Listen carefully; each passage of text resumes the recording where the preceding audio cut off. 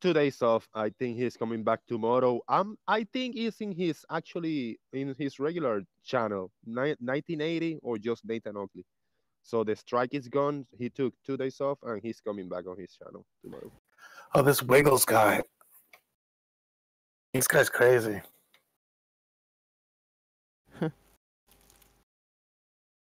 Wiggles is the guy that Wiggles is the schizophrenic, the one that was like talks to the knives in his kitchen and they tell him to do bad things and stuff. Oh wow! How do you know that? It was a long time ago.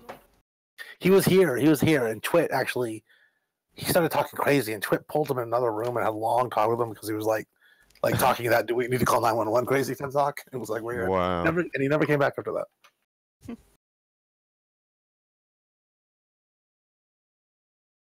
I think he's a physicist grad student. I think.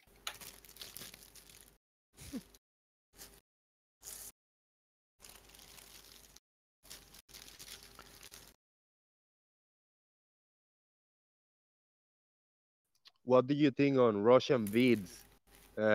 He been active in the Vegan Goy channel, the old guy. He's been going in this past week for a while.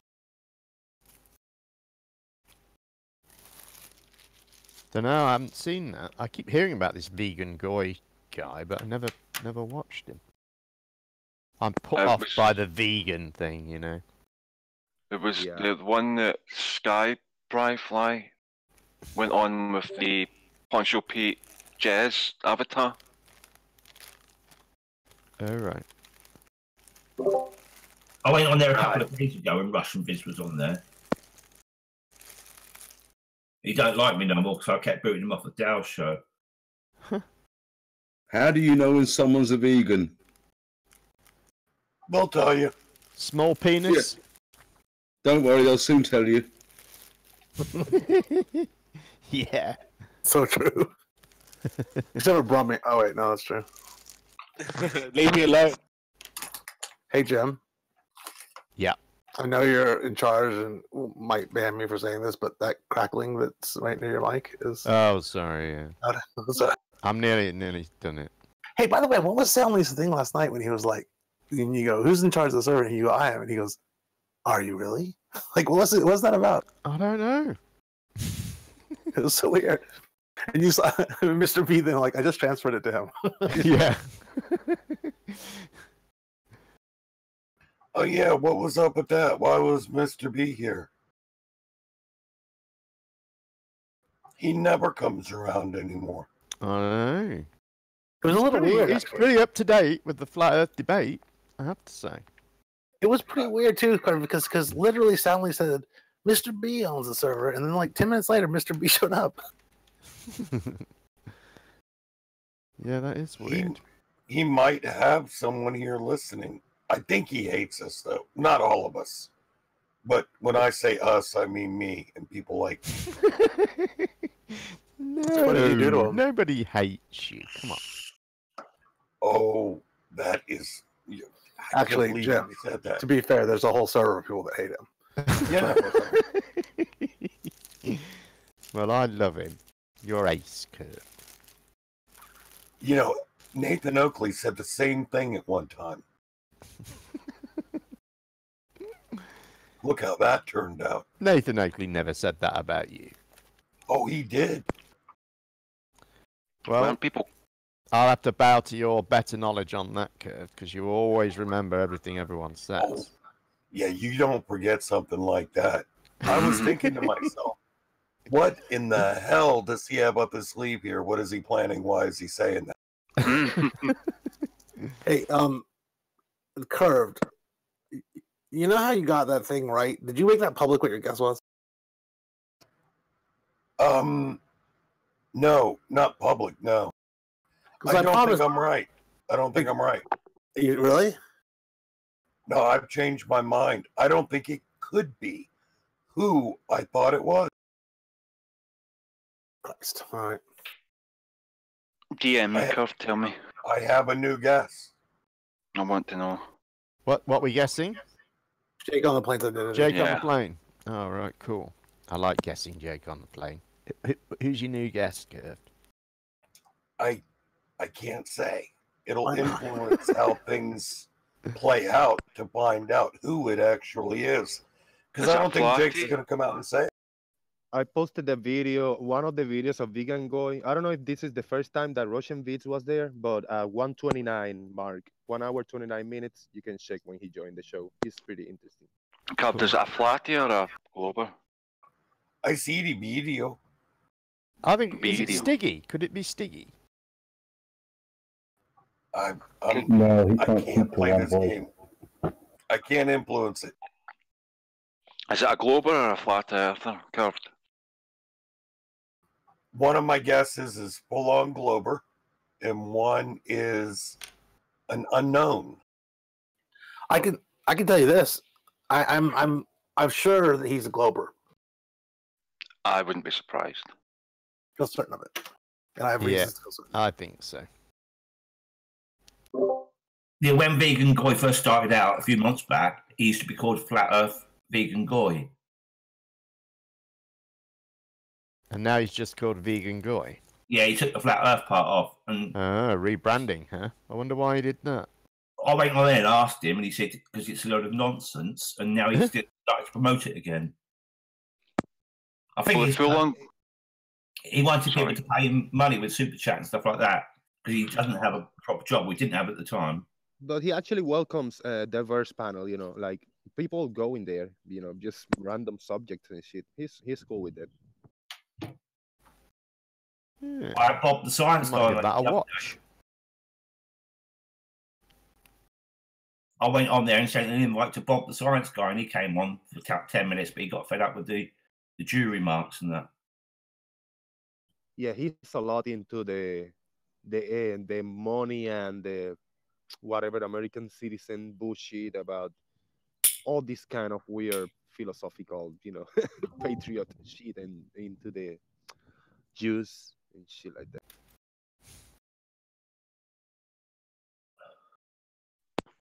You guys do know that Soundly has an alter ego called Grandpa Soundly, right? Yeah. What the fuck is that? That's Jake on the plane. It's already been eliminated from our inquiry. Chris, you are the worst at this game. I know, but I like playing. Sorry, my bad. I am.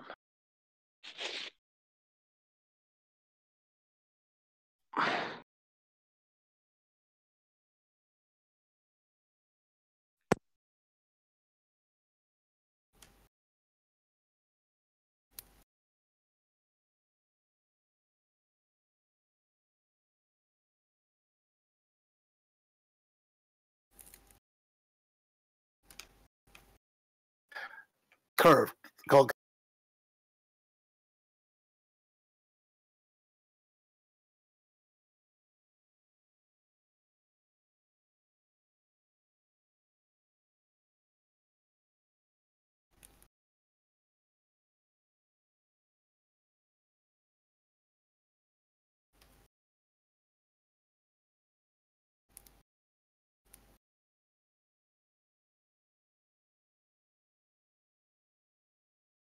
Did anyone hear Timmy Osmond's farewell message?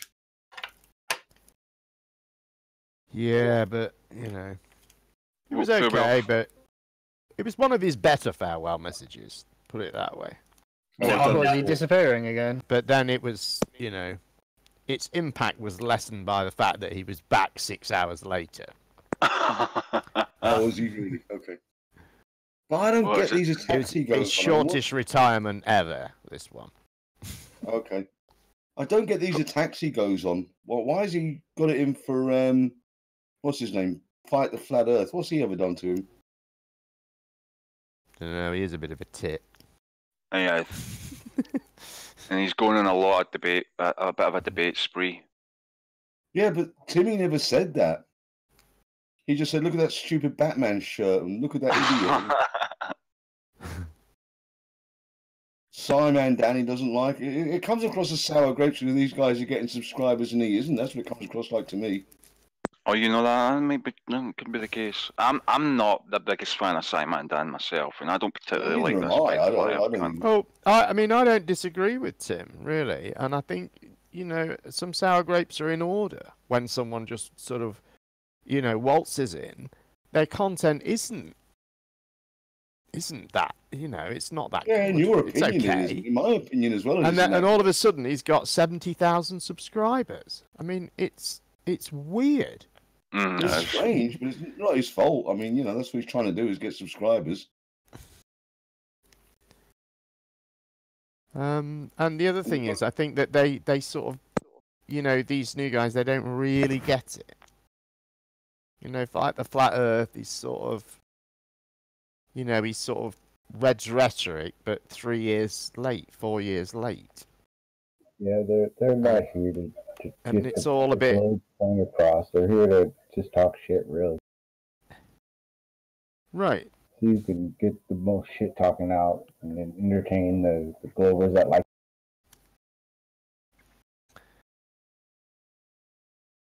And I think they're all doing a similar. They're all doing a similar sort of content, and it's all just a bit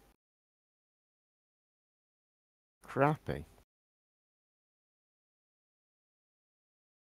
Well, obviously, there's plenty of people on YouTube that like it. I agree with you. I don't think it's that good personally, but fair play to the guy. If he's getting the subscribers, good on him. I also didn't particularly like when he was porn bombed, and then people are in Godless Engineers live chat, wanting to give him money because he was porn bombed. And he was straight away at the end of that debate. Are there any super chats? That's the first thing he said. Yeah, there is that.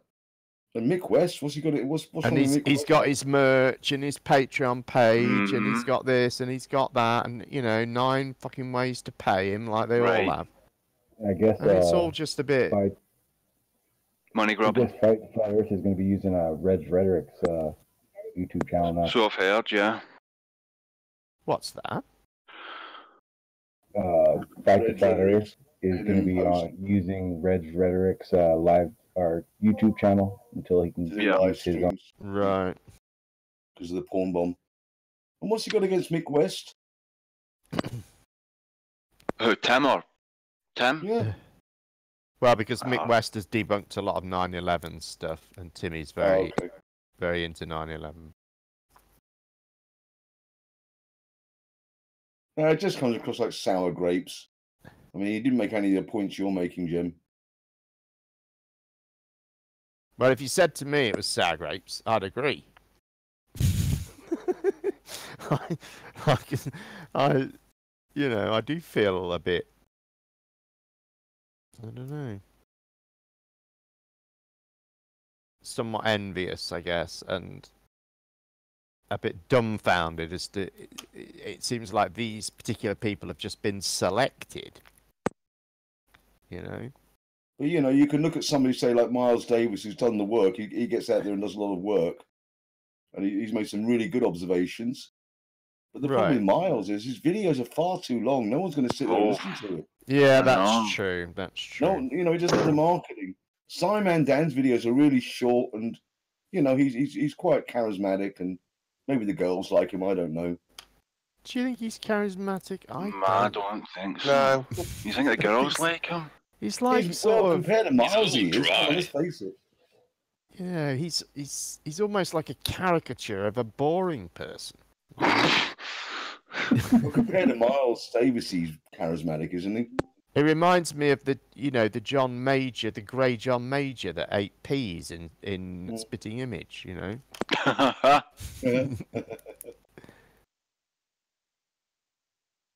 Mark says the gays like it. Really? I shouldn't be bitching like this about people, should I? It's not nice. But you were asking why Timmy like him. Who knows? Why Timmy didn't like him, and Timmy doesn't seem to have any reason to dislike them. He's just, I don't know. It's just the whole, his name's Fight the Flat Earth, and he's in all these hangouts, sticking his head in his hands at how stupid people are, and saying people don't know how to Taking tie a the sh- shoelaces, and He took a shot of vodka and he's non gay. sequitur. yeah, that was all a bit corny, wasn't it? That Wasn't it? shaking his head and all that. You know what I mean? It's all a bit. It's just all a bit. Prima donna. See, when he took, I turned it off when he took that shot of vodka, the first one. I don't know if he took more. I assume he took more. And He drank wasn't out of a on pink camera mug. at the time, was he? Somebody else was talking, and he sort of did it in the background, right. didn't he? Which was just lame. Well, he does it all the time. He's always tequila or vodka. He's taking Oh, rigs out. And then, oh god, oh my god, on Dell's, oh my god, there was one line where I just wanted to kill myself.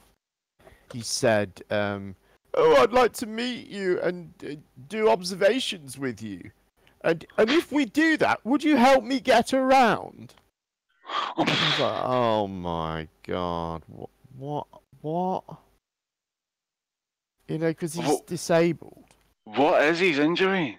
I don't know. I mean, I've heard somebody said he walks with a stick, but even if I've he's in seen a the stick. wheelchair, if you know, if you're an adult who's that disabled, you've already figured out a way to get around. You don't like go and visit people, but beforehand say, "Oh, will you help me? Will you push me around?" Or do you know what I mean? It's weird, isn't it? Oh, Dell will push me around.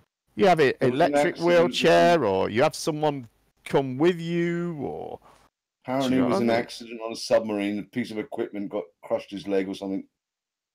What the Oh, fuck is? Why is Nathan Thompson in a car? An oxygen bottle went up his butt by accident. Omni Harris said something about, you know, he says, you know, when they're making their videos in a car, you know they're nuts.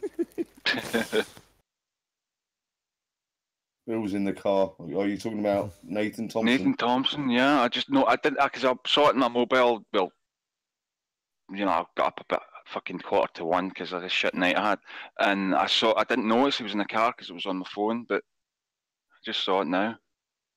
You see that big smile on his face all the time? Has he been serious? Fight the flat Earth. No, Thompson. Yeah, Oh, let's get back Thompson. to hating the flays. Has he been serious? I got the impression he was just trolling because they had a stupid grin on his face all the time. Did you notice? I didn't notice. It's because he's born again. That's what you look like when you're born again. You're so mean.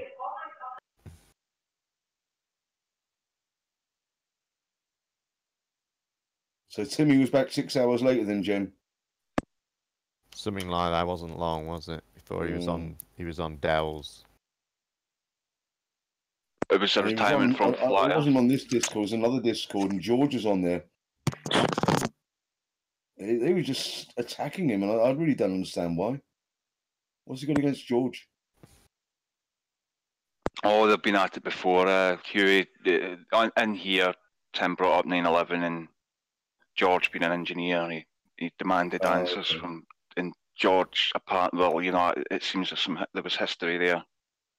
George was basically refused to. There was to Timmy and them. Lewis. I don't even know which one it was. Maybe it was in that middle ground thingy that the Riggs has. I think it was in there.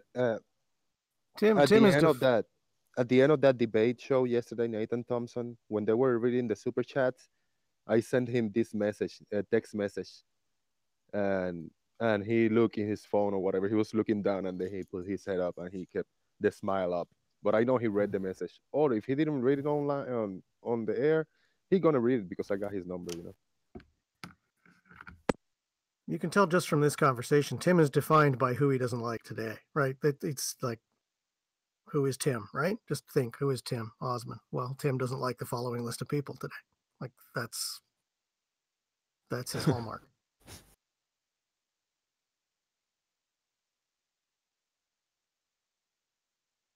Yep, I'm on his list anyway. Timmy's list? You're on Tim's list? I thought you and Tim got on okay.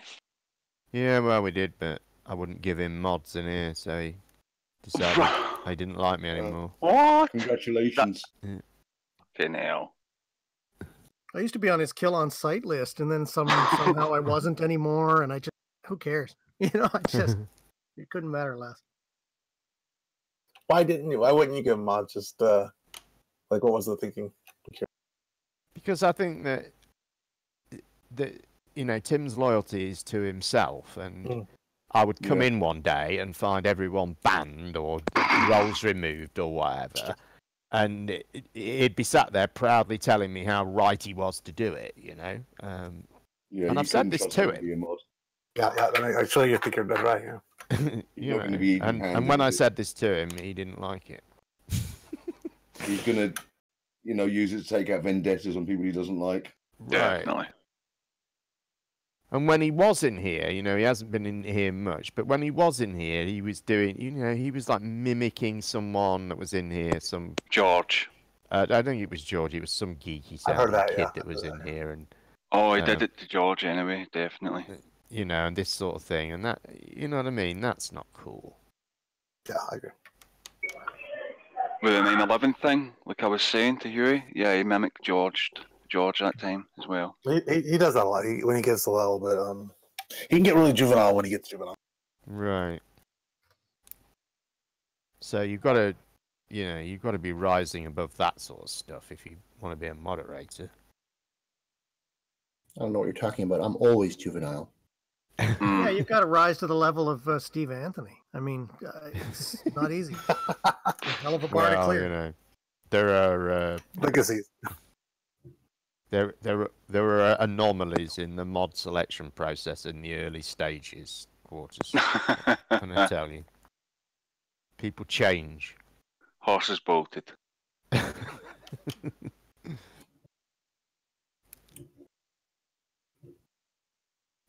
Who's Harold? Harold. I'm looking forward to meet with Harold sometime next week from here, from Texas.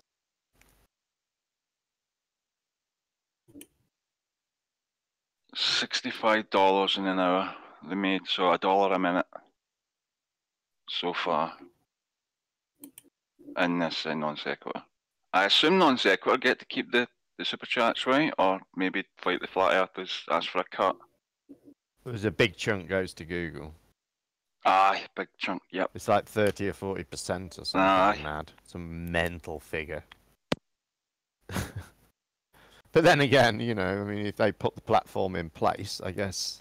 True, yeah. Without their software, it wouldn't be possible at all, would it? So. I think it's insane when they have these hangouts to fundraise if someone's in trouble, and I just PayPal it. Don't fucking, because like people are giving like $50, $40, whatever. Google are going to take a big chunk of that. PayPal it, and don't let them take that amount.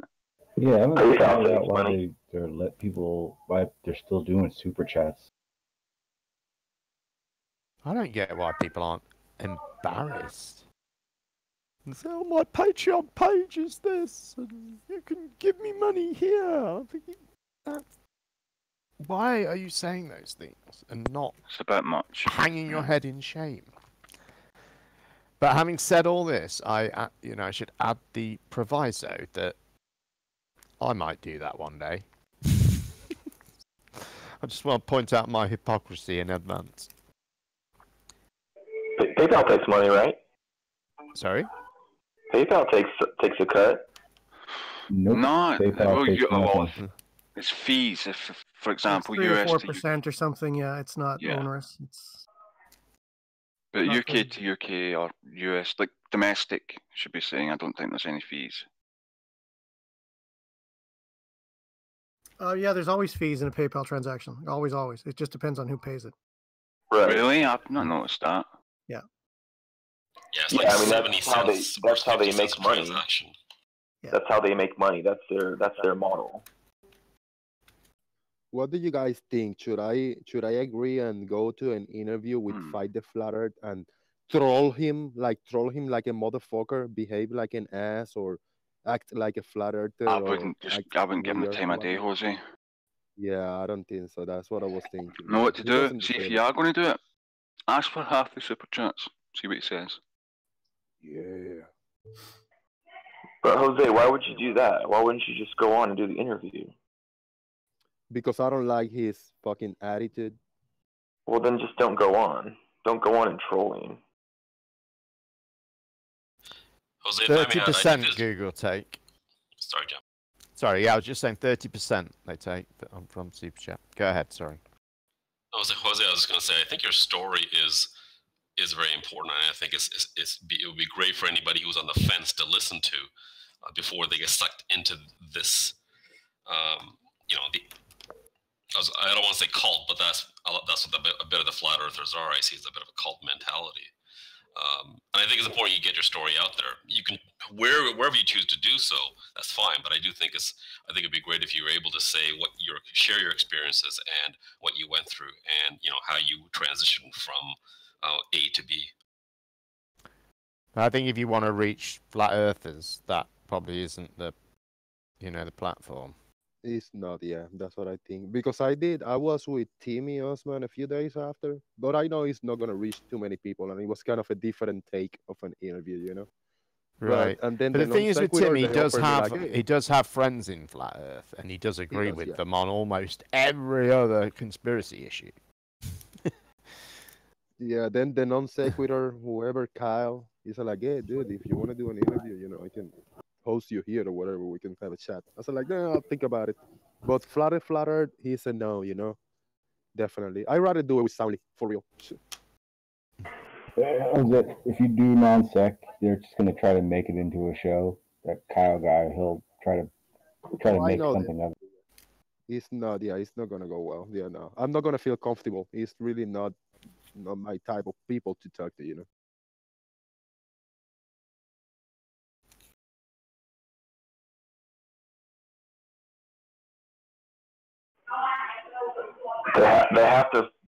They have to interview ex-flat earthers because it's so rare. They need you, Jose. Right. I really don't know how to express myself in a way that, I really don't know. I just get stuck. Sometimes I got a thought, and something that I wanna say, really articulate, and I freeze, I just freeze. I don't know what to say sometimes. That's all of us. Everybody does that.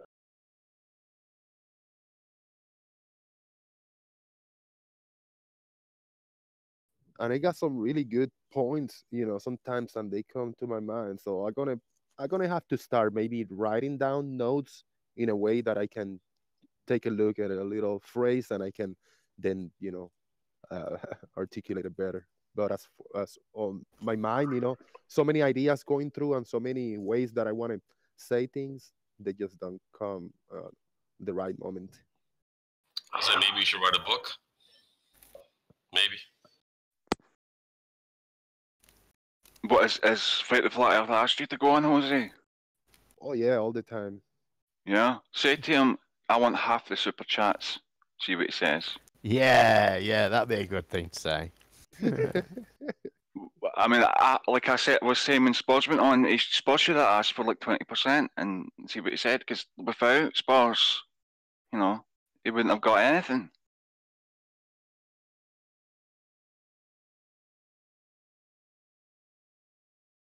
Did you hear his debate with Spurs? I watched like an hour of it, and then it was getting late. It was really good. Spurs did a really good job. Those debates are hard because it's usually 2 or 3 versus the 1. Right. Yeah, that was having 2 mods was just ridiculous, and Jared doesn't like Spurs. I don't think he should have been involved. Cody, that little group of them, none of them can do it one-on-one, like an actual one-on-one. It's weird.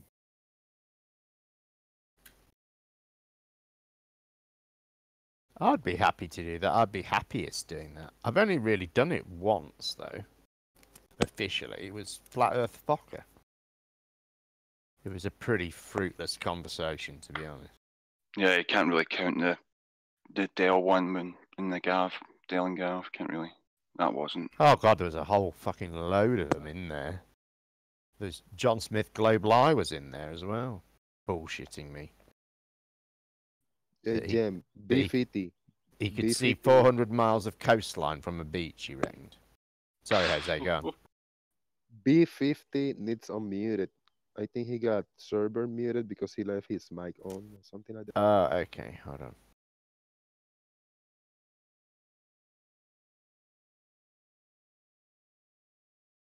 Oh, he's alright. He's unmuted now.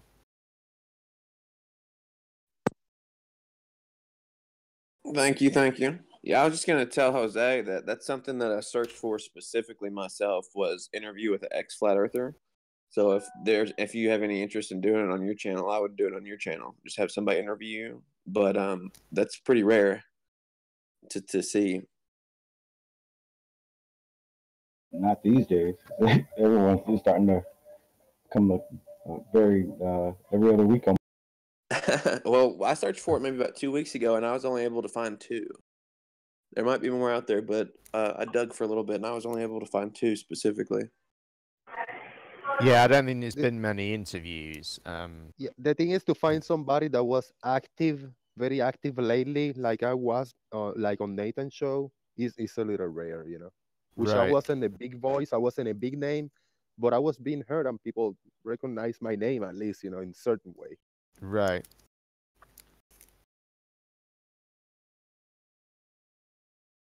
Are you getting the hate mail, Jose? No, not really. I mean, I haven't even checked my email. I'm getting hate in every single chat that I step on, every single chat. Any flat earthers that's doing that, fuck them. Don't even deal with them. Don't explain nothing to them. They know exactly why. Yeah, I agree. That was like the main thing I realized right away. People who were always just, fake saying what's up to me and shit and being and bullshit and all that.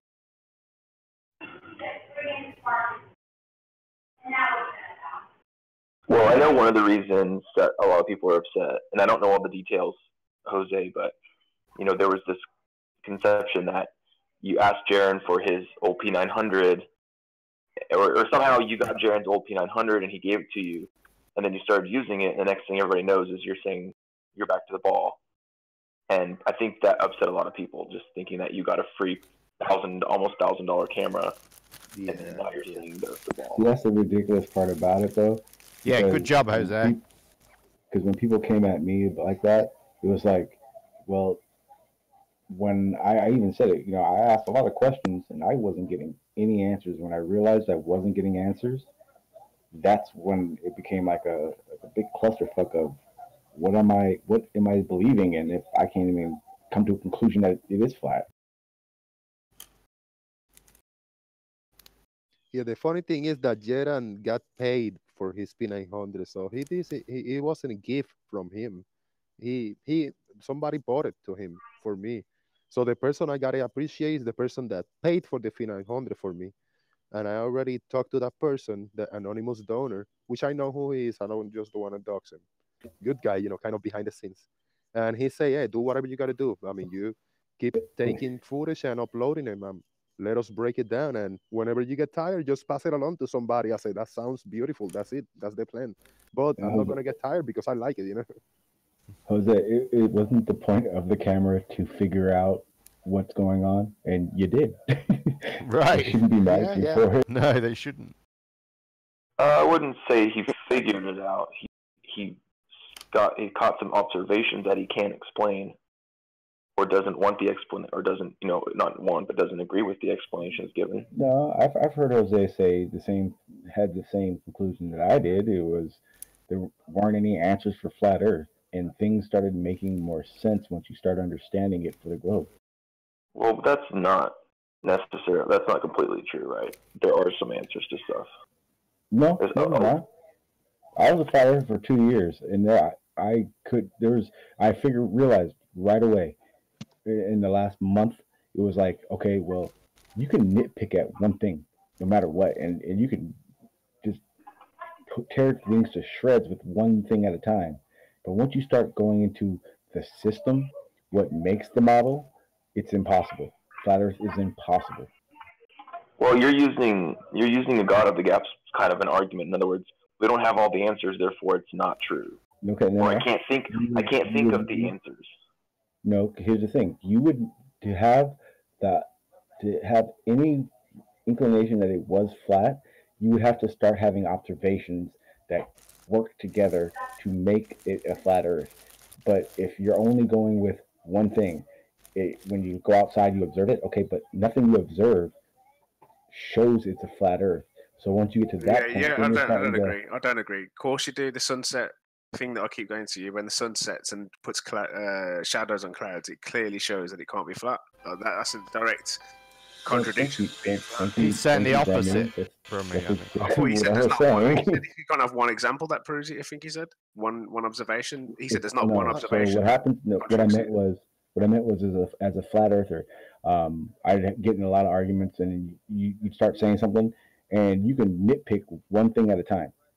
So gravity, okay, well, gravity doesn't work in every situation. Well, of course it doesn't, but I can drill that one time it doesn't, and it sounds like gravity's bullshit. But once you go, well, gravity, how things fall, density, you start working everything into it as a globe model actually has it, then any flat Earth argument over gravity doesn't make any sense. It's just, I don't believe you. My approach was more not too much about the explanations and the philosophical part about what is it the model broken or not. It was more about direct observations. I'm more of a visual guy, and I took a lot of videos that I saw that kind of prove the flat Earth because we can see it shore to shore in possible distances. So it's a weird phenomenon, but it's kind of It's not impossible. It's not impossible if you can see the distance. It's not impossible. Yeah, okay, but then all this explanation about the angle of bullshit and all this bullshit, is what got me going. Like, it's fucking impossible because I can get in these ridiculous obstructions, impossible to explain. So once I realized that I got too much obstruction for a flat Earth, it's just geometrically impossible. Then I step aside for the last week and I start looking at all the other arguments about the sun and the moon, sunrise, sunset, the rotation, the 15 degrees, the one revolution per day, everything. It just doesn't add up.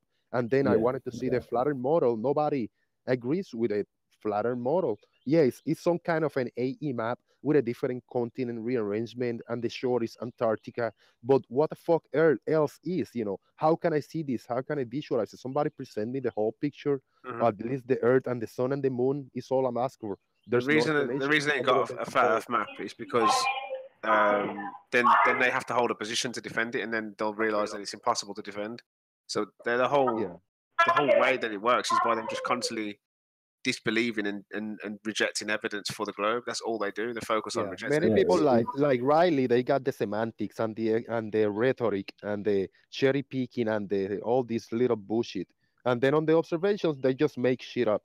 I'm in the total opposite way. I'm more into the observations, and then it's a little bit of the rhetoric that I'm not too much interested, So I listen it all and I learned it all.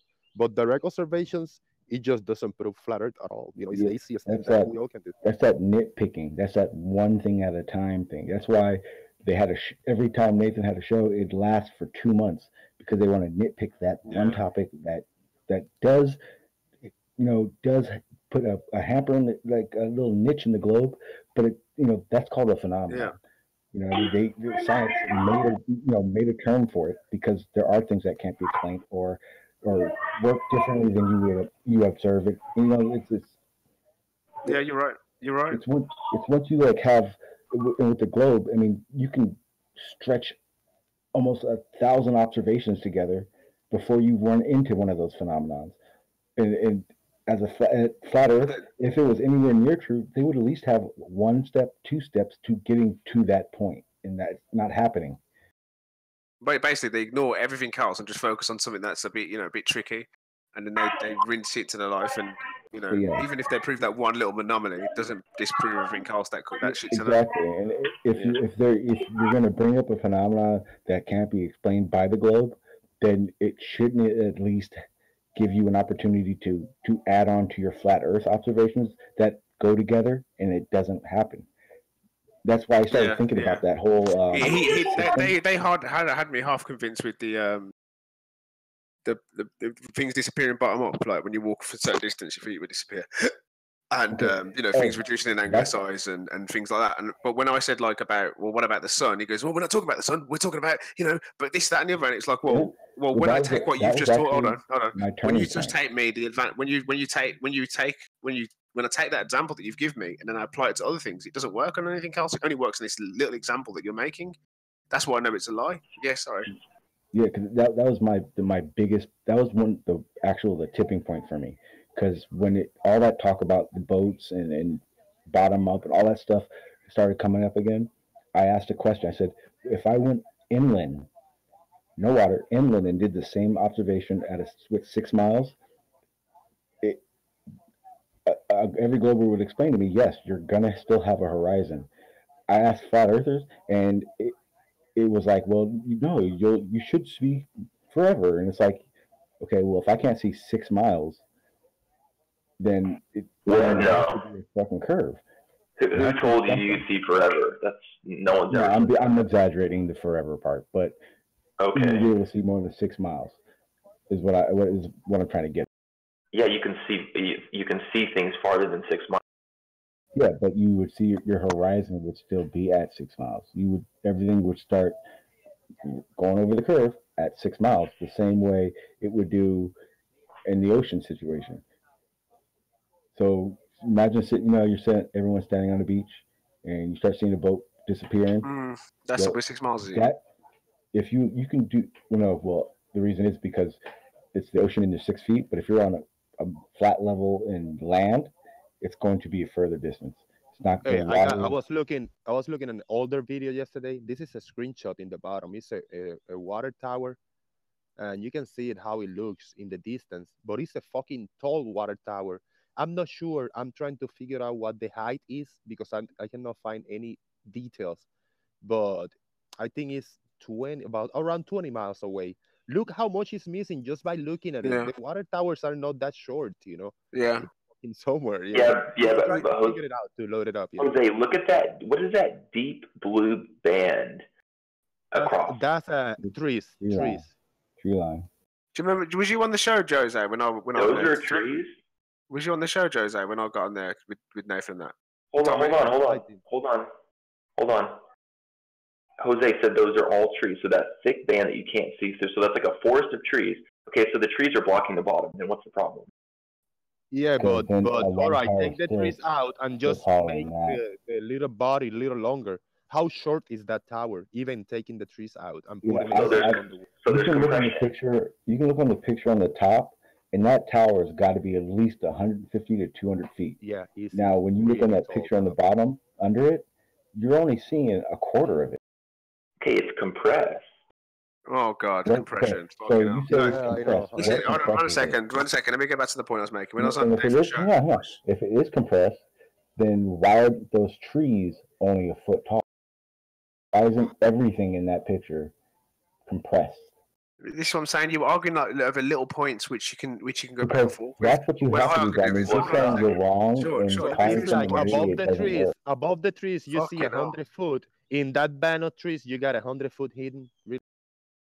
Point being, why don't you just use a big example? Why aren't the trees hidden? Why argue over a little tower that you don't know the size of? You've got observations you can use like mountains that are obscured by curvature from hundreds of miles away. It's just so much easier. That tower is further back than those trees. It's a small example. It's a small example. It is a lot further, maybe at least 10 miles behind those trees, further away. Those trees are maybe 10 miles away. The tower is about 20 miles. Okay, so there's compression and there's What is compression? What is that? What do you mean? What is it? So you're saying it's compression that's doing it. What is compression? What are you referring to? Making that? Yeah. What are you referring to? What about this shitty little tower? Like this is what I'm saying. Why use small examples? Use mountains. Hold on. Are you talking about like it's getting squeezed in the image, or like what's the of course visual? It's being compressed, and most notably, the lower you go, the more compression you get. Like vertically, like top to bottom kind of compression. Yes, correct. I see. Just for the record, the confusion comes because I think compression is a photographic term that means something else. I forget exactly, but I think that's why we were getting confused a little bit. I mean, Jose knows about compression from Nathan's show, right? Right, Jose. You know exactly what I'm talking about. Yeah, I know exactly what I'm talking about. That's why it's impossible. It's not compression hiding. There should be more stripes if it's being compressed. I'm sorry, I didn't mean to interrupt you, Jose. But that's why this lighthouse I think that Jose got is so good. because When of you- the vertical stripes. Can you If it explain was the compressed, there compression? would Because I don't understand what you mean. I mean, squeezing, vertical squeezing, like actual distortion of the image by squeezing. Oh, okay. It makes So the size object look smaller than was actually. made small. But if that were the case, wouldn't that happen? Wouldn't that effect happen with the boat? Well, the boat's a lot closer. Yeah, but It's going through less atmosphere.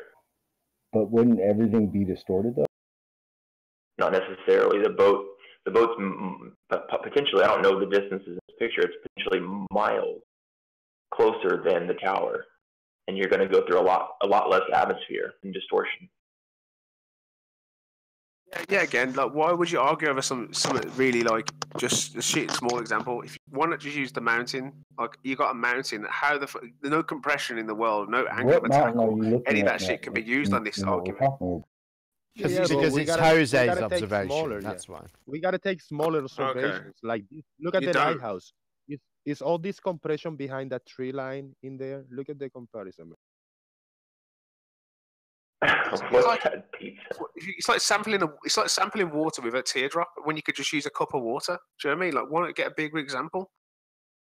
Jose, oh my God, dude, are you doing this on purpose? You know that you cannot compare a lighthouse up close to one that's like 20 miles away. It's going to shrink with distance. It's going to shrink with perspective. Why aren't the stripes visible then? Yeah, it's going to shrink with perspective and compression due to distance and atmosphere. Well, the stripes, bro. The stripes are there. That blink. Hold on. That blink test Soundlane and those guys do. They've tricked you, man. You cannot put something that you took a picture of 10 feet away from something 20 miles away. Yeah, the stripes, bro. The stripes give it away on my tower. The stripes aren't lining up. No, they're not lining up. You only see 2 stripes, dude. Yeah, there's stuff in the way. What's that stuff below the second or the white stripe? Tree line. Yeah, a band of three. Take that tree line and add another blue stripes. So I'm missing 4 stripes. Where they are? Well, first of all, you can't do that type of a comparison. Dude, look at 5 stripes, Jose. If you put the stripes in, imagine the stripes are there. It's sticking hundreds of feet into the water. Yeah, if it was compressed, there would be more stripes. So that kind of, I think that defeats your compression argument. You should see more stripes if there was actual compression going on, like you're talking about. Only compression is your intelligence. Compressing your own intelligence. There would be the amount of stripes there, but they would just be scrunched into lines rather than thicker. Exactly. You wouldn't actually lose stripes. You're compressing your common sense. That's what you're compressing. Okay, so what really makes sense to do is to compare an image up close with one that's, I don't know, 15 or 20 miles away. That's what makes sense, right? What you're doing is you're looking at something, you know how big it is and how tall it is, then you go so far away from it, then it starts to go down through the curvature. It's not that hard, mate. Well, things get smaller as they get further away. I mean, what else do we need to be taking into consideration that makes these sort of comparisons bogus? Well, right, things get smaller as they go. Right. So if you take a picture of something close up and then make it smaller, shrink it in Photoshop, and stick it next to a picture of the same thing from further away, how is that bogus? Because you're not taking into consideration all of the. He's just put. Jesus Sorry. Christ! Sorry. I can't get 2 seconds in. You're not taking into consideration any of the optical phenomena that you're going to get from 20 miles out. You might get magnification. You might get compression. You've got angular resolution to worry about. All sorts of things. Right, but all of those things would change the proportions of the object itself, wouldn't they? They would squash down the stripes, or make it look wider, or make it look taller, or whatever it may be. Yeah. And we aren't seeing that. And you even get, when you place that image, you're actually modeling it to scale to what you've seen on the image. So it's exactly... proportionally, it looks like the same thing. Exactly. I just posted an image from 4.5 miles away. Is the last image I posted. And if you take those trees and the houses in the bottom, you add up the missing lines and it adds up exactly as the control image in the blink test. So this is an image I took myself from 4.5 miles away. The other one is 17 miles, which is missing 2/3 of the tower. Well done, Josh. Well done. So it shows you that scaling can work when you take an image of something and put it on a picture. You're actually matching the scale of the object with the object, so I don't see what his argument is.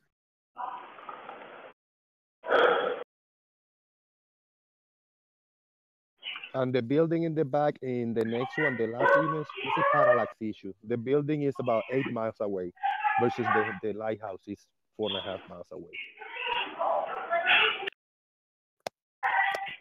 Like I said, I don't know what the last. I really like these observations of the lighthouse because it's something most people see on like almost daily basis. Something we're really familiar with. Most people don't see mountains that often. That's true. So That's true. I really like it. I don't see it either. The only reason I want to just harp on about that is because I find when people do these observations, it's usually like it's a little bit, debatable. But I'd just rather use something that no one could use compression and no one can use these stupid arguments of all the bullshit they come up with. Like, so. But hold on, but why is it stupid? Because we know it's a thing that actually. Do you have to be so abrasive when you talk like that, man? Like, that's what destroys actual discussion. Well, yeah, and I don't. I get you have your own opinion about it, but it doesn't mean you have to just go straight to you're an idiot. No one thinks like that. Really wants to have a conversation. That's what's happening, though, isn't it? That's what's happening, right? It doesn't add anything, though, does it, for me? Really, it's just name calling.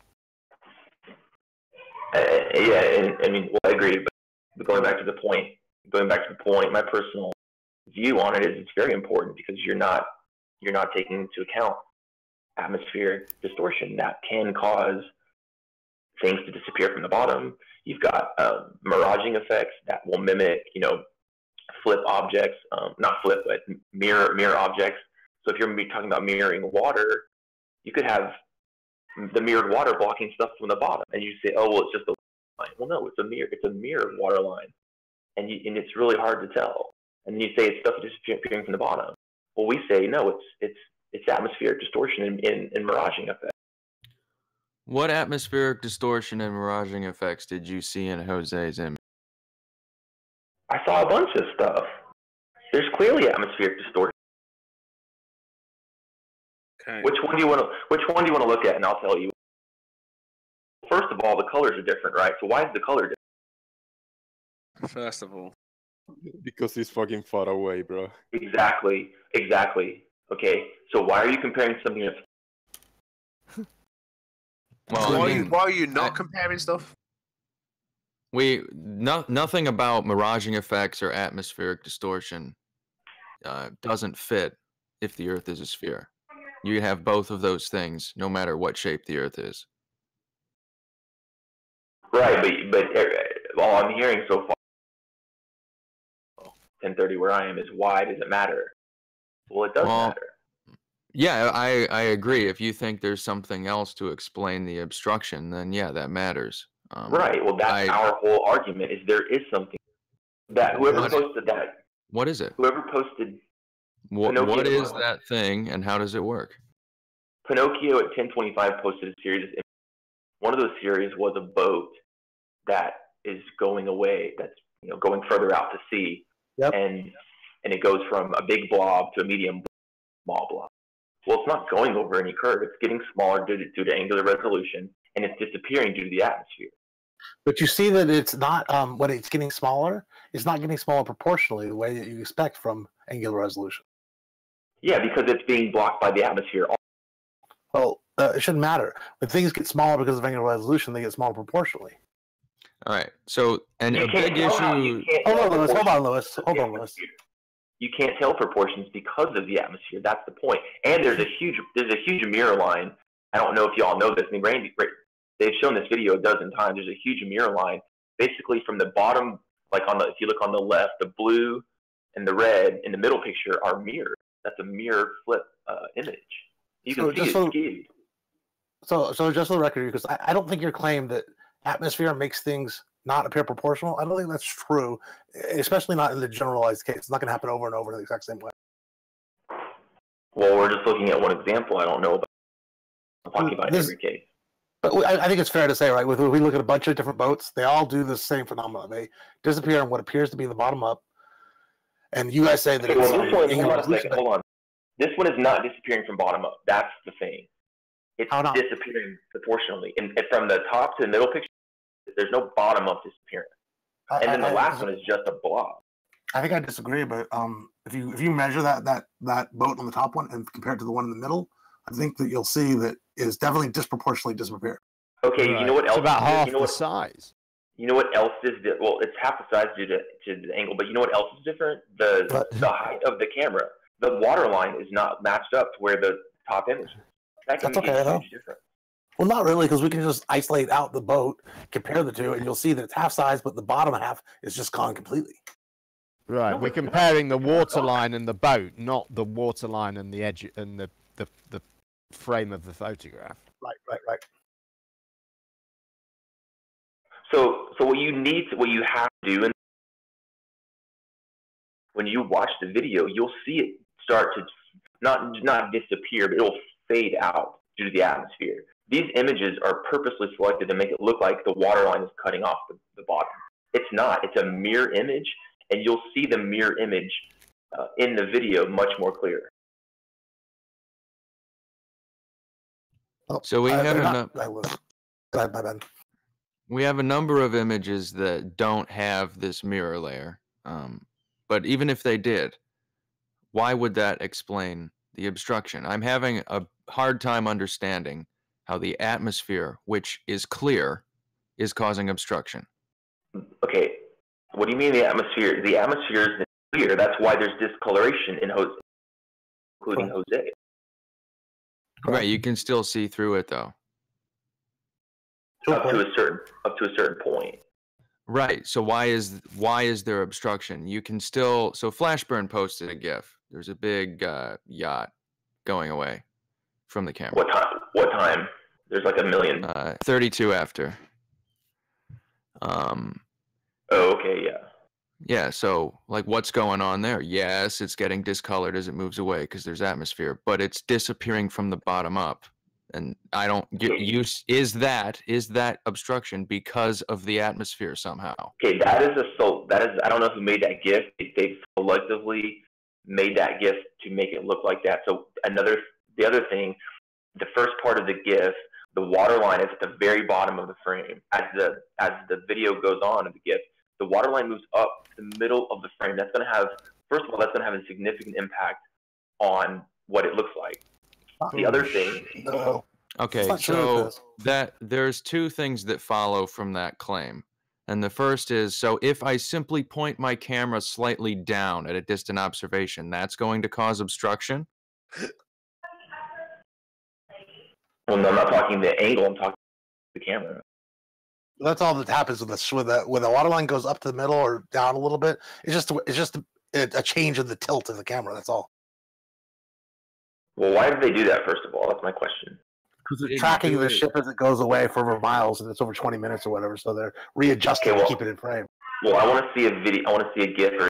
Yeah, I have the original video of that. I'll post it for you. It's all legit. Those are not like cherry picked or anything, but I'll post it for you so you can see. Well, it's cherry picked in that it goes from a big ship to a little blob by like 4 frames. That's yeah. Well, that's just designed to show the effect. But yeah, the video. I've seen all the videos in the chat. I've seen all these kinds of videos. When you watch the actual videos, you can see the atmosphere causing the distortion. Chris, the videos in the chat, you can look for yourself and you'll see that it's not true. Well, it absolutely is true. It's just got posted by Flashburn at 36. 37 after. Yeah, 37 after. But maybe let me help. Yeah, go ahead. Well, I'm on my phone. I think if I click it, it's going to take me off. We'll watch it. That's not the full video, by the way. That's a cut down version I made for Chris at 5 minutes long. There's a much longer original. Can we get the link to that? Original. Yeah, I want the original. I think it's linked to in places, but you could take a look there. Wolfie's done the same thing. He posted a GIF or some video that's truncated, and it makes it look like it just disappears all of a sudden. Well, no. As you watch the ships go away, you can tell.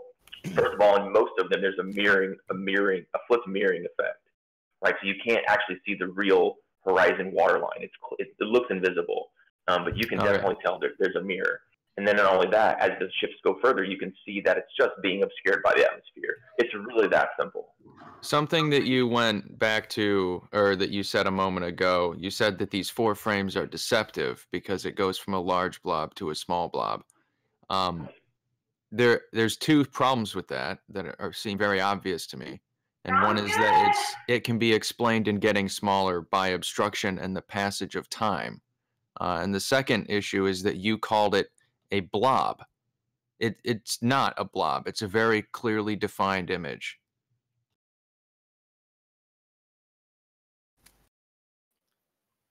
Chris, the fundamental problem here, though, is that the atmosphere does not and cannot do what it is that you're describing. Like, if it could do what you're describing, there'd be something. But it's sort of a made-up effect, and we scratch our heads trying to figure out where the justification for this idea comes from. Like, okay, that's the point. Anyway, I was going to point out. Watch the long video, Chris. I mean, I just took that tower picture and I compressed it and scrunched it all down. It's I see exactly what you're saying and how everything's shorter, but the thing is that everything that was in the original picture is still in that compressed picture. Yeah, that's true. And Chris, everything you've explained to the lads in here, they have listened to the points that you made. But is it how sure are you that you're right about what you're saying, and how open are you to the point that you could be wrong? It's all right. He's talking. It's all right. He's 99% sure, but it doesn't really matter because people can be very confident when they're wrong, and so it's just a matter of showing him how it works and then showing him why the atmosphere can't do what he thinks it can do. Mm-hmm. I threw a link to the full video in your message box, Chris, so you can have that whenever you need it. Whenever it's available, you have time. Sorry. I'll mute. Well, he already left. What I was going to throw in there, all of these points that he makes with diffraction and perspective and everything like that, each have a mathematical formulation. And what I've yet to see is anybody put this into a model and actually recreate any of these so-called effects, because it's not possible. You can nitpick on one thing at a time, but you can't stack it together and actually make a model. That's true. That's true. And here's the thing, you guys stop saying model. They need a system first. A system makes the model. So you have your observations. You accumulate your observations, and that makes a system. So you have enough Earth systems, and then you becomes a model. It's like the instructions in the. No, I understand. In my description, what I was thinking is like you model those effects together. That's how I actually meant it, not in a larger scale model as I think that's how you took it as I meant. Yeah, well, because what happens is people go, well, let me see your flat Earth model. Well, you have to come up, you have to have the observations to make that model, and I guess I'm not sure if I'm phrasing it wrong, but I would consider that the observations being the part of the system that makes the model. I think a model is just supposed to be an abstraction of how something works. So when we say the Earth is, a sphere and it's this much diameter, none of that stuff is actually true, right? Because the Earth is a regular shape, it's not a sphere, and the diameter is constantly changing because of the irregularities, right? But we say sphere, this diameter, stuff like that. That's the model. The model is an abstracted, sort of simplified version of the real things we can talk about. But wouldn't you say the system is what observations work together that make that model? Well, honestly, to me, and I may be wrong, correct me somebody, I think systems and models, the way we use them, is kind of interchangeable a little bit. Like a model is typically a system of interconnected concepts or whatever. So like when we talk about the orbit of the Earth, we're talking about a system there. It's also a model. I'm not sure I've ever seen a distinction between those two things.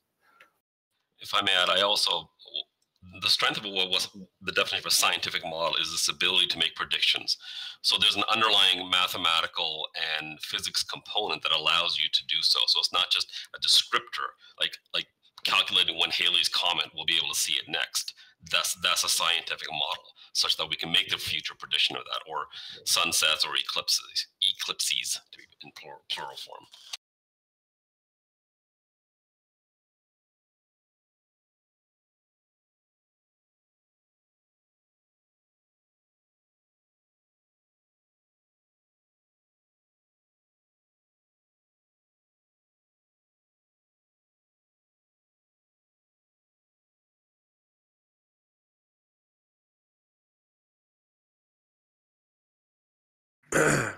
Hey, Chris. It'd be nice if you just unmute your mic though and just He can't. address He that. can't. He said he can't talk.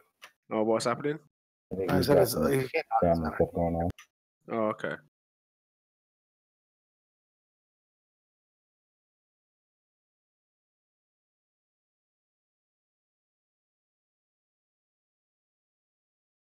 But I know one thing certain: posting a 6-hour ranty hangout is not very informative for us. There's no way I'm watching 6 hours of ranty. Well, you can easily skim the video, and I'm sure Chris's point will just leap off the screen. Or just tell us why you posted it, Chris. Like, what is that 6-hour video you wanted us to see? Or just give a time code or something.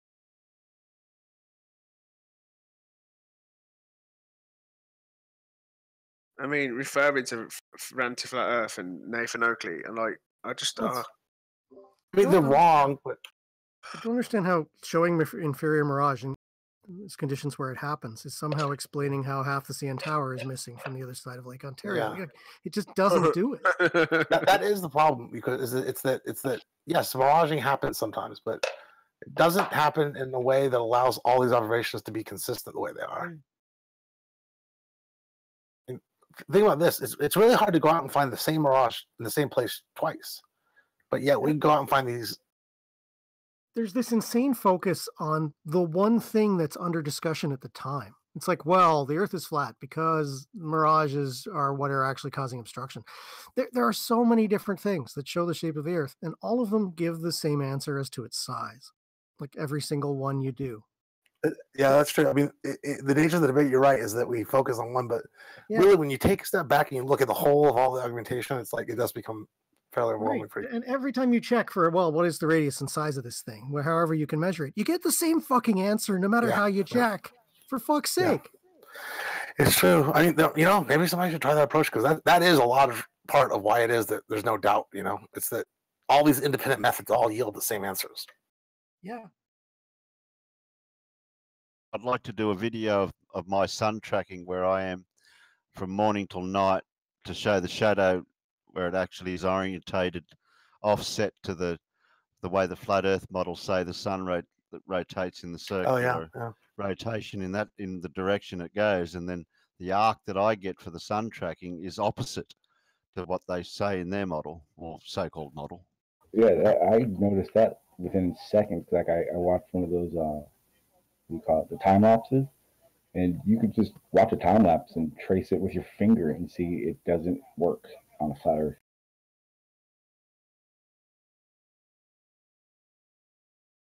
Of course, that's the other thing that's strange is that stuff like that will happen, and they'll just sort of let it fade away. There's no sense in which, wow, we're getting so much wrong, maybe we should stop and rethink the paradigm. They just sort of pretend it didn't happen, and I think that's somehow psychologically helpful or bolsters their belief.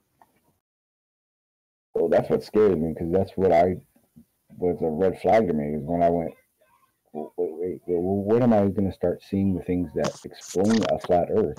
And just that's interesting, yeah.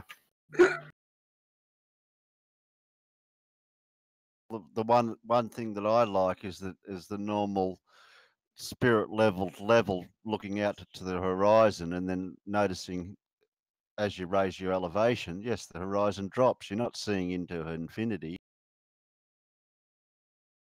Yeah, that's the other thing that's really crazy, is that there are super simple experiments to do like that, and they just refuse to do them. Continue to tell you that it won't happen.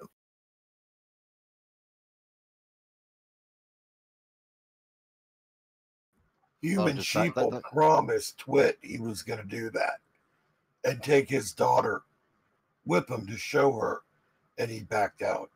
Shocker.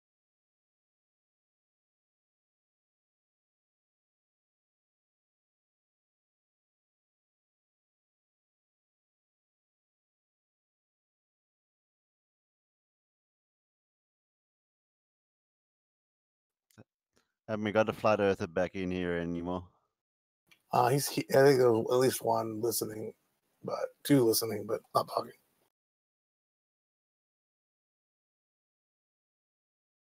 I've only just started on the internet for about a month, and from what I've picked up already, I reckon I can argue a couple of points straight away. We do struggle to maintain a constant supply of flat earthers. I'm not switching.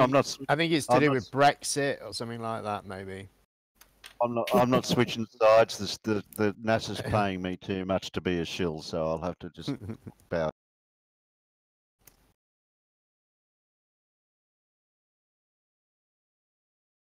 Yeah, that's the other side of the whole thing, which is the resistance to argumentation can be shocking sometimes. Well, if you, I've noticed it's no longer arguing points; it's just arguing the argument. Picking on the reality of what is a lot of what I've noticed, and not so much them trying to explain their model.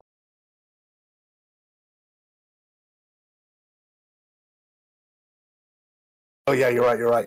Their primary mode is attack the globe model. Our primary mode is to defend it, rather than any other approach.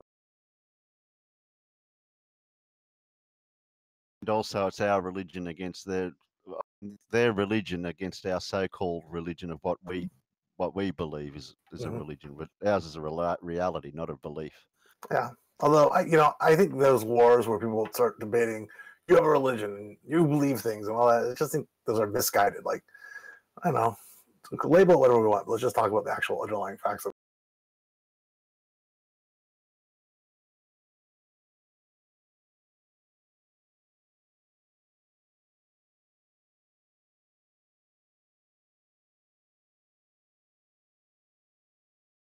Like, I've seen some Globers so triggered when people call science a religion, like, just lose their minds. It's like, I'm not really sure that's productive.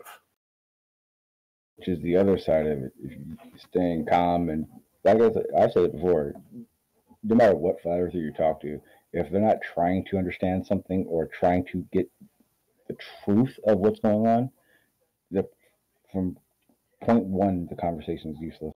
Yeah, that's true. I've been saying that for years, and you can figure that out in seconds.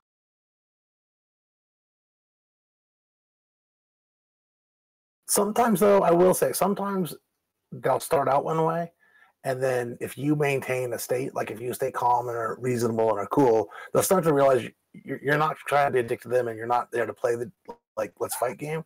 Sometimes I've had the experience where they relax, they chill, and they start talking real. So sometimes it does take a little bit of work to get. That's exactly what it is. It's, first, you got to get comfortable, because anybody who's usually around will come in here and go, okay, well, what group am I going to be discussing this with, and how's it going to go? And I've seen it 1,000 times where that, like, lemon does or talks the way he does because of the past of Glovers and the grouping and all that stuff. He's just trying to get everything out before Glover can smash what he's trying to say. Totally.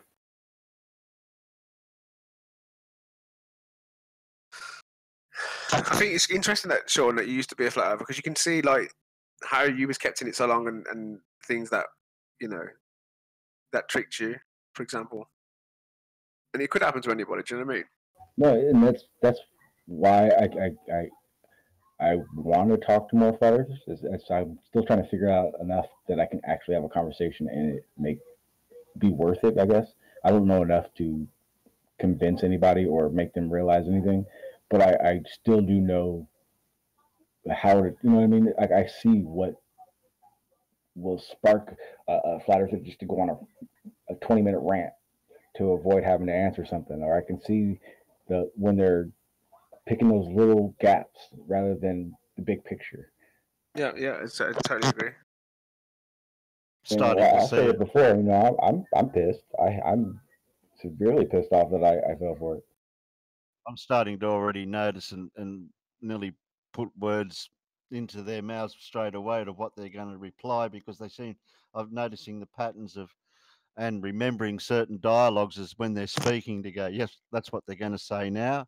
And then the next question, there's something said, and then they say something again, and I go, yep, I knew that was going to be there. I think this is the At condition that point, that they have you got to remember, if you're going to have a debate, you're not going to get anywhere. A debate is for the win. It's got to be in a regular conversation, a discussion, that anything eventful would even happen if it were to happen. What they do is they preemptively they know what you're going. They kind of know what you're going to say because they say the same things to people, and it can only trigger a certain amount of responses, right? So they say these certain things, which will get you to say a certain thing, and then they reply with that certain thing. It's just it's very limited. That's why that's why I tend to go and focus on it ain't flat. Let's prove it not being flat, because they're not prepared. They're only prepared on disbelieving the globe and disbelieving in the evidence you provide them. So you get them off topic, and once you get them comfortable off topic, that's when you can get maybe a few different questions in. Well, like that's what I mean. This is frustrating with these. Sorry, Scott, go on. I was just gonna say, the way I always think about it is like you can't communicate if you don't have some amount of respect for each other. Like there's just no communication without respect. So you gotta have to like somehow get a shared mutual respect going. Otherwise, you can't talk. Yeah, and I guess when two people have two different views, it's likely they're going to clash, aren't they? Do you know what I mean? And no, it doesn't always happen that way. I mean, I have many conversations. It's once you start coming at them with, I know I'm right and I know you're wrong. Listen to me. That's when it all falls apart. Sometimes it falls apart because you said the word gravity. Well, that's why if I do feel myself about to say that, I go, I know you guys don't like it. Good one, Scott. But I have to say that the evil word. I was going to say, Apollo works quite well, I found. That's true. We landed on the moon. That phrase. I just say Australia goes down well. Oh, that triggers half the Globers too. I say Australia, and that's it. That was all. I got to prove where I am, and I go, how do I prove where I am? How do I prove I'm real? You assume, you believe, you're presupposing. Big assertion. Me and my mates call him Big Man Assertion because all he ever talks about is, you asserting, are you asserting? Are you asserting this? Are you asserting that? Big Man Assertion. Big Man Assertion. That's what he does. That's pretty good. We pretty much call everything Big Man. Like everything we ever do, it's just all Big Man this, Big Man that. Like, I don't know. Like, if we're gonna play a game like Big Man Apex, I don't know. We just kind of do it. It's a good little phrase that we put before we think, I'm about to have some Big Man food.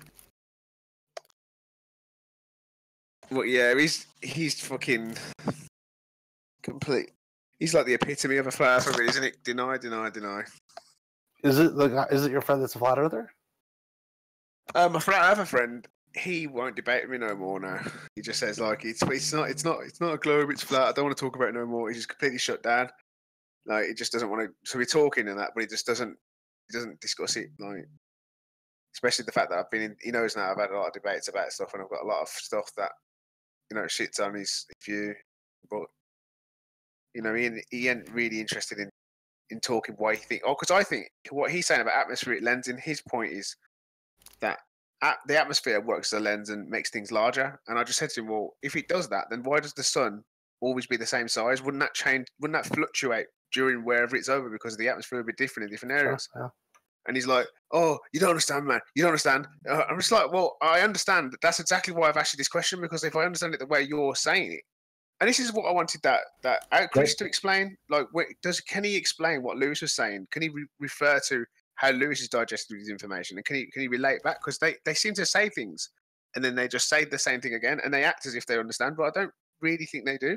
But I know it's going to sound odd for you, but I think you should seriously just sit back and listen to flat Earth arguments, because if you just let them go, they almost give you the reasons why everything they're saying is not going to work.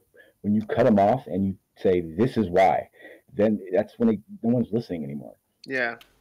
I do. I get to. I just when I hate idiotic stuff, my bullshit detector goes off, and I just go, "You chatting shit." It's just the person I am, and I've just always dealt with people that way. Like, if somebody's saying something to me that I just know that's just bullshit, I'll call them out on it. And if they can't explain themselves properly, I mean, I can be wrong. I've been wrong many times in my life, but surely not. but I've seen it. It's happened. It's true, man. We can all be wrong. But not 9 times out of 10, I'm right. Do you know what I mean? 9 times out of 10 out of 100, yeah. So he also your argument is the same as everybody else's. It's just the way you come at it and the way you jump at that argument is what I see the issue when you're talking to a flat earther. And you've also said you're not really in it for the conversation. Well, I just know it's not. I just know it's not true. Do you know what I mean? I've already discovered that it just can't happen. So I already know they're chatting shit to me. So I just want to make sure they're aware that they're just lying to me and they're chatting shit. But see, that's the thing though, because I wasn't just talking shit. I just didn't understand, and over time of understanding, it just became more clear, and more of those false ideas of how it worked stopped happening. I don't initially start that way though. I mean, I've had discussions and I do talk stuff out. And then when I see them just as being evasive and being awkward, I just go, well, you want to run around like a headless chicken? Fuck you. Do you know what I mean? So I don't start like that way. A lot of times though, I think that the evasiveness is perceived as them knowing that they're lying, but usually the evasiveness is just normal evasiveness. Like, they maybe not know an answer to something, they don't want to be embarrassed. They still believe what they believe though. Yeah, I can tell you right now, there was nothing that I knew I was wrong about that I just kept going with it. Anything that I figured out or realized wasn't that way, I had to refigure how I looked at other things, but I've never purposely lied about it. It's I'd say far less flat earthers are lying about things than just not understanding those things. Yeah, you're right. Definitely. I'm trying. I've improved a bit. I just need to kind of, especially scare them off as well. Do you know what I mean? I get, it's never good to talk down to somebody. It's never that way. So I'm in a work in progress. I'll continue to try and improve myself on that. But sometimes when I listen to people like yourself or other people talking nice to them and explaining things thoroughly, and then it doesn't get anywhere anyway, I just I just feel like, oh god, there's no right or wrong way about this. I can't say that there aren't certain people that need to be talked to, like Spurs, shit like that. I mean, there are flat earthers that are just bold-faced fucking liars, and they just do it for the entertainment of it. Can't say that there's not, but knowing which ones that is, it's difficult, but sometimes you got to just kind of feel it out first. Yeah, well, that's what I do. So I do. Maybe when I first come in and talking to Debbie, I was really I thought, you know what, I'm really going to help her see something here, and then it just, I realised that, I'd never, she's a lady, I treat her with respect. I didn't just go in there going, you're a fucking dumb bitch, blah blah blah. I spoke to her and explained things why I thought that she was wrong, and I was just a fool. Do you know what I mean? For a good hour or 2 days, I was going at half, and then I realised, fucking hell, there's just nothing to gain. Some of the flat earthers I don't go in I don't go in and insult them straight away. It's just that when they start to be intellectually dishonest, or what you say is just a misunderstanding, I see it's just intellectual dishonesty. Like, it just seems. It is there. I can't say that it's not. It's there definitely. Debbie's a perfect example of it. She knows what she's going to get herself into coming here, and she comes here every single day. Yep. And it's not even that it's literally like she just doesn't want to hear how to look at something. I can't remember this guy. He was on about observatory. What was he on about? He said, have you ever been to a dome place where things are projected onto the dome? What are they called? Observatory towers or something? Well, see, the thing I think about Debbie, planetarium. I think Debbie. I believe if Debbie doesn't believe in flat Earth, I think in her brain, Debbie for a second. It will take away. This guy was on about a planetarium. He was on about the stars. Bible from her. Sean, this guy was on about a planetarium and the stars. And I was being nice to him. He was talking about why he thinks the stars work as if we're in a planetarium.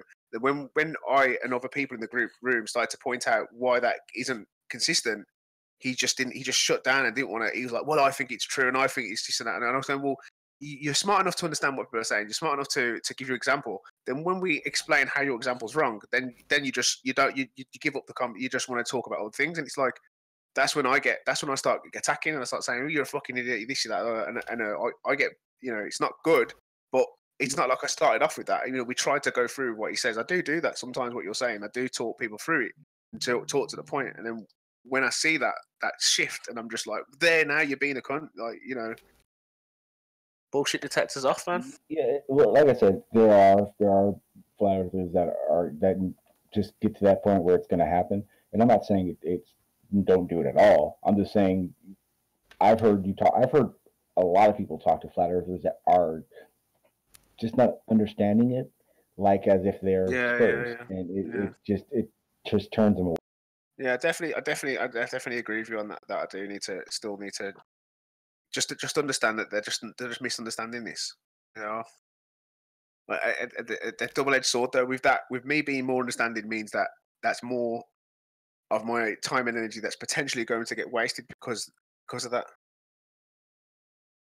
Do you know what I mean? Like me being more sympathetic, and it's a bit like if I'm training somebody, and they're not pushing themselves, or they're not trying to work hard, or they're not, it's same with work as well. If someone's not working or not putting in their effort, I'd sack them. I just think, fuck you. Why should I have to continuously deal with your problems? Why should I be sympathetic for the stuff you're going on? We've all got our life. We've all got our problems. We've all got things to go on. Yeah, and but think about this: if Paul, Cordes, Jim, nameless people in here, if they didn't have that patience with me, I wouldn't know shit. I'd still be a flat earther trying to figure something out. True. I mean, I take my hat off to Jim Panda. It's not an easy thing to do at all. I take my hat off to a lot of these, like in here. I definitely do, man. Like they definitely, and they're learning from him also to be more like that.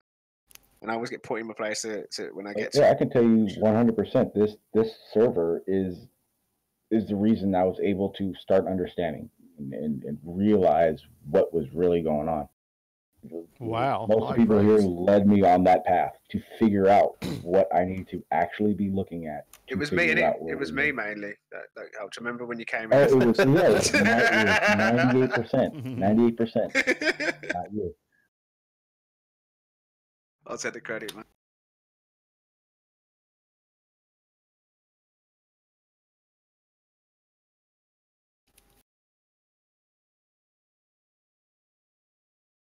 I still find it hilarious though. I can't stop making fun of that. There used to be a flat earth. It's like, all the shit that you give me, Sean, I just love it. You got the vegan. Because I was a flat earther, and I still haven't seen you be right in an argument with me. Definitely right, man. Killing animals is wrong, man. Don't give me no shit, man. Yes, slaughtering animals is wrong if you do slaughter animals. Oh god, I could never do that job, man. Imagine working in a fucking farm, chopping heads off, and that just. Oh god, I couldn't live with myself. People that eat meat don't all do that. Your argument is based for someone who works in a slaughterhouse. But it's basically that's where it happens, and that's the procedure that your food has to go through. That act, that violent act, that crawling act. No. Your food has to go through, not mine. Yeah, because you hunt for your own. Yes, I consciously made that decision about 15 years ago. You literally go. What gun do you have? Like a rifle? It's got to be a long range one, right? SKS. Sorry. SKS. It's like a newer, older Russian rifle. And you literally, the only meat you ever eat is when you go out and hunt for your own. Well, I'll keep it real. I go to a barbecue, the beach, or at a friend's or something. Here's a fucking Russian SKS, bro. The only meat that's in my fridge and my freezer, yes, it is only hunted. I won't that and maybe trading from other friends that hunt. Does it taste different? Yeah, it tastes less preservative. It's more gamey. You have to definitely know how to cook it. You definitely I wouldn't say acquired taste, but it's definitely different. Because I mean, like, you wouldn't eat an elk burger and think it tastes anything like a McDonald's or a Jack in the Box. when I have eggs, my mate's got his own chickens, and their chickens like lay like blue, all different sorts of coloured eggs, and they're like I crack them and obviously crack them, open up the egg and the egg is like really like the yolk is really really bright orange and the Isn't it more fluffy too? It's beautiful, like it's creamy and you get like a normal egg and it's just like dead. It just looks like fucking the colour's all gone out of it. Brommy, man, you can come to Marks and Spencer's, bro. Buy some of our specialty eggs, duck eggs, all that stuff. The yolk is so fucking orange. It's so. Where's that? M&S, dude. We got M&S. specialty eggs. I'll have to check that out. Yeah, man. we got like duck eggs, quail eggs, which are really small. But like get the proper eggs, like expensive ones. They're it's like £2 a box, dude. It's not, Yeah, I get the duck eggs from a guy up the road. He's got a little shop, and they're like 50p each. So I just buy them. But I don't like to get the eggs from. I think you get like 6 in a box, duck eggs. Yeah, for like £2, £2.20. It's about the same, yeah. But I'll check out their eggs as well. They're so much better. Like, so just making that comparison that if animals had a good life, it's going to produce better nutritional food, and I think that's the same way with the meat too. That's why I was asking. Yeah, that's why the meat is so much better when you're hunting. Like, I get it; those cows, they know what the fuck's going down. But the majority of hunters, like, they become excellent shots for that reason alone. The last thing in the world you want to do is wound an animal because, for one, that animal is going to be stressed out and it's going to taint the meat. 2, you got to go get that fucking thing, that animal, and then 3, it's going to run away from you, which means most likely you're going to have to carry it even further. Carrying it even further sounds like the part of the job I'd hate. More work, isn't it? So what is your shot pretty good then? Oh yeah. Well, it's probably been about 6 or 7 years since I've had a miss shot. Oh, it's a semi-automatic with like 10 rounds in the fucking magazine, dude. I'm pretty sure. Yep. Bang, bang, bang, bang. Yeah, I don't think any hunters do that give a shit. I think in Texas they do that for hogs or something, but I don't do that. So you're basically living off the land, and there must be loads of yous, right? I'm surprised it feeds everyone. What do you mean here? My house or your area? Like, I don't know where you live, but I'm just imagining if you can hunt, then obviously other people do, right? Well, it's just enough that the population doesn't get out of control. There's nothing going this. Put it this way: if any animal were to, its numbers were to go down that far, then they just stop hunt. They stop allowing or giving tags for that animal, so the population goes back up. But for the majority of deer are kind of like rabbits, where they just breed and breed and breed. And what people don't realize is that for the most part, they starve out there. They freeze to death. It's like it's not a wonderful Bambi life like people keep thinking. Yeah. Like a lot of guys will go for the bigger bucks with the antlers and all that stuff. The main reason for that is because if you take out the oldest buck that's in that herd, it gives a chance for the younger ones to be able to spread seed and have a bigger different bloodlines. Basically, it all works out. It all makes more sense to have hunting than not. Mm.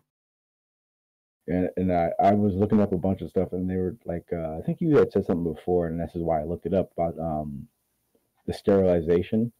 The problem with that was they couldn't control which bucks actually took to it and didn't. So then, if say one buck would basically breed with every herd it could, and the bloodline would start thinning out, and you'd start having smaller deer. You'd start having less deer. That's why they didn't start doing the whole fucking spading or neutering or whatever the hell you call it.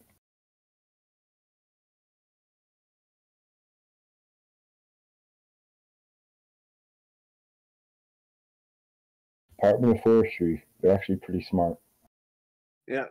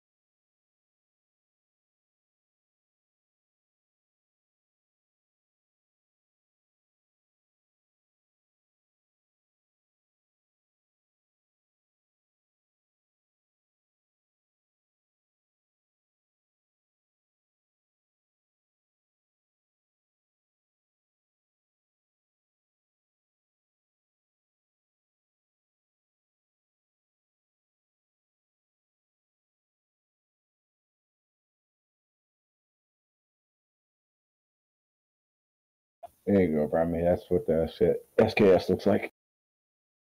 Oh, fucking hell. The only problem with that, like, imagine big societies that all lived this particular way. Then we'd have a load of fucking flat earthers walking around with guns. You don't think they're firefighters with guns? No, I don't, I don't know. It's double dangerous. Not only do you have a gun, Does that gun have the? It's got the built-in 10-round magazine. They come with it, but that mine has a 12.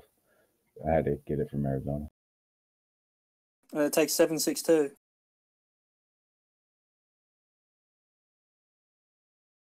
not bigger than me, Chris. Does it take a 7.62? No, mine doesn't. Oh, what? What does it take? Small 5.56. People are saying that's a handgun, and you're just that small that it looks like a rifle. 308. Yeah, fucking. Did you just like? Where's all those clothes from? The charity shop. Slack. No, that's In the actually back. my. No, that's all where my dog lays and when I go camping and all that shit. It's all my camping stuff. You're like one with the earth, ain't you? Sorry. So when you shoot an animal, you're like, "Suka, blядь, иди нахуй, блядь." I do backpacking the whole nine. Is it fun? Just sit in a fucking cold tent outside? Absolutely. Oh, I don't like it. But you can sit down and have the phone on and listen to Discord. Yeah. I done that when I was in Thailand. I was on here. I don't know, man. I don't know, camping and stuff. I like cook. I don't know why, but I like cooking outside, like with the natural fire and stuff. That's actually quite fun. But when I sleep. That picture right there, that was 35 miles from the closest town or road at the time. So you're into fishing as well?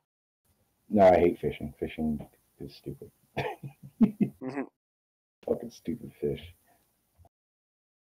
That's what most campers do, isn't it? They get the camp out, make fires, can cook marshmallows, drink beer, and shoot stuff. Has anyone shot at you? No, I've never been shot at, ever. Has anyone mistaken you for like a young deer? Bambi. No, I walk on two legs.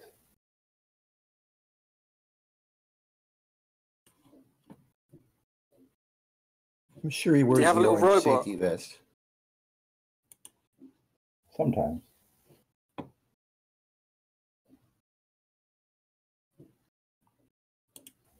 I don't know who lies to who, but deer and elk, they see fucking orange.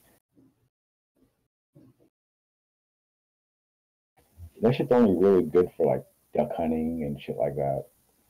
For the most part, kind of there's not really that many. You try to go where there's not many people that get a chance to be shot at or shot near.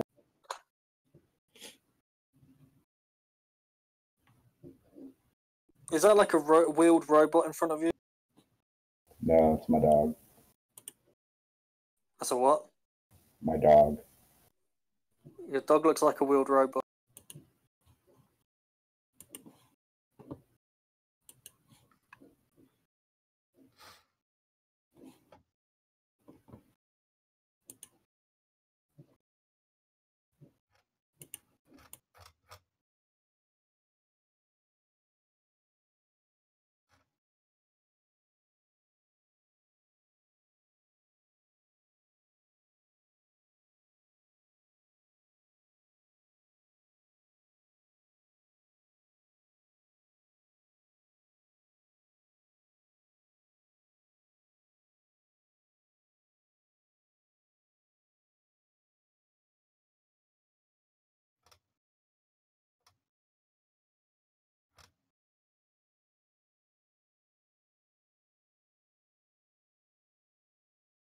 Yeah, sure me. It's called the PCT trail.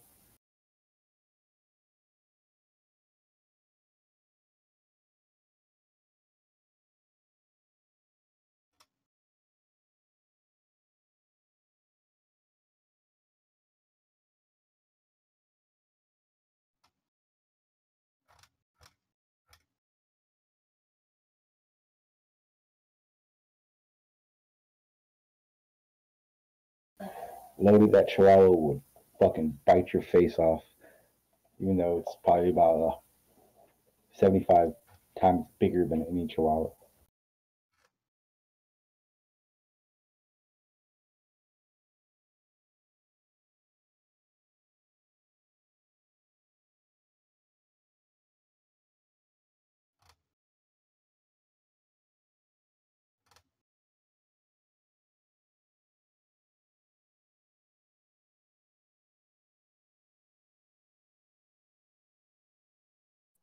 Did somebody say Chihuahua? I got a bunch of those.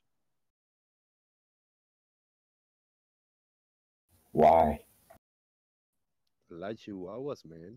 The best dog ever.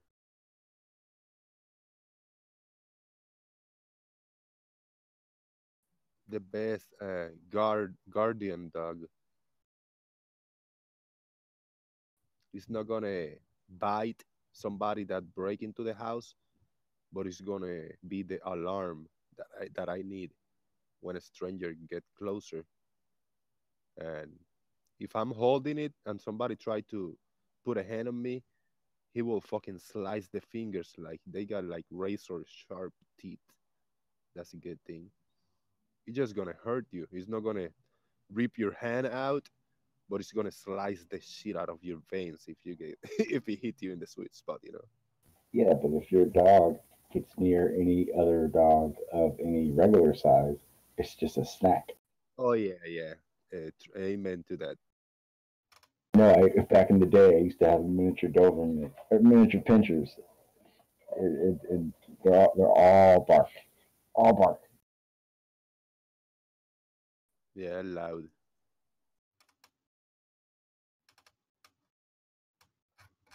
I got three generations. I got the older one. It's like 7.5, 8 years old. That's the male dog. Then the female dog is 2 years old, and then she had puppies, and I got two of the two 1 year olds. But are they really considered dogs? I think they are from the what is it? Not the fox, the from another breed, from another kind of I don't know.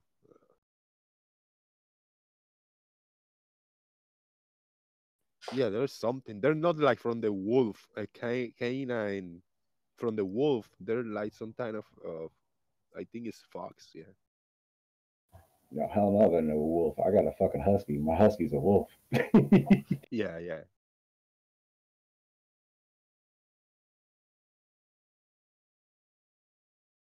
Just every chihuahua I ever see just looks like he's afraid of everything.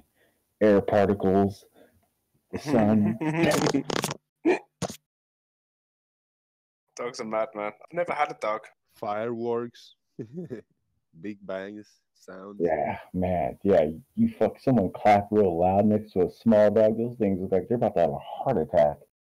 Don't their ears are really sensitive, though, isn't it? Like, so it's like everything you could hear, like times 10, ain't it? Like their senses are extremely good. This is what's crazy to me. So, like my dog, they're like the breed is known to be able to like run for 20, 30 miles nonstop. And like all the small breed dogs, like you're not allowed to walk them very much because it'll like mess up their legs. Hmm? Well, they can run for miles and miles, but they can't walk. No. I'm saying my dog runs for miles, but like if you get like a miniature pinscher or a chihuahua, you can't walk 5 miles with them. It'll injure them. It's one of my youngest, the 1-year-old. It's my man right there. No, he's funny. He's a funny. They're funny dogs. Little beast. And they say dogs. Some of the dogs look like their owner. This motherfucker is like a mini me.